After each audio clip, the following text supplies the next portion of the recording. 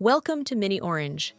In this video, we are going to cover how to set up Okta as your identity provider for Confluence using the miniOrange SAML SSO app.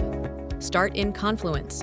Go to the miniOrange SAML SSO plugin, open Configure, and select Add New IDP. From the quick setup options, choose Okta as your identity provider. Now switch to your Okta admin console. Go to the Applications tab and click Create App Integration, SAML 2.0, and press Next. Enter a name for your application, then Continue. For the single sign-on URL, copy the ACS URL from the miniOrange SAML plugin and paste it here. For the audience URI, copy the SP entity ID from Confluence and paste it into Okta. You can also add attributes like email and group information at this step.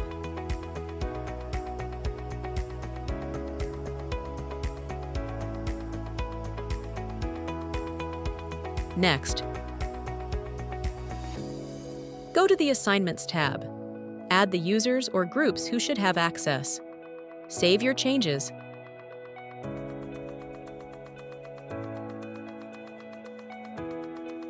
And Okta is now set up as your identity provider. Back in Confluence, move to Service Provider Metadata.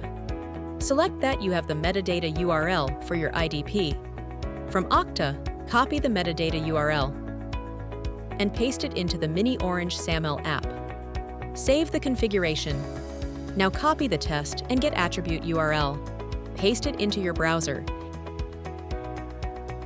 And if everything is correct, you'll see that the test is successful.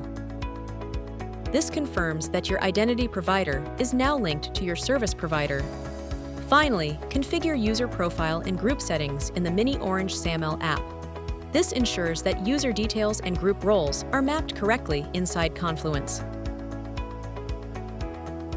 And now, you will be able to log into Confluence using Okta as your identity provider with the miniOrange SAML SSO app.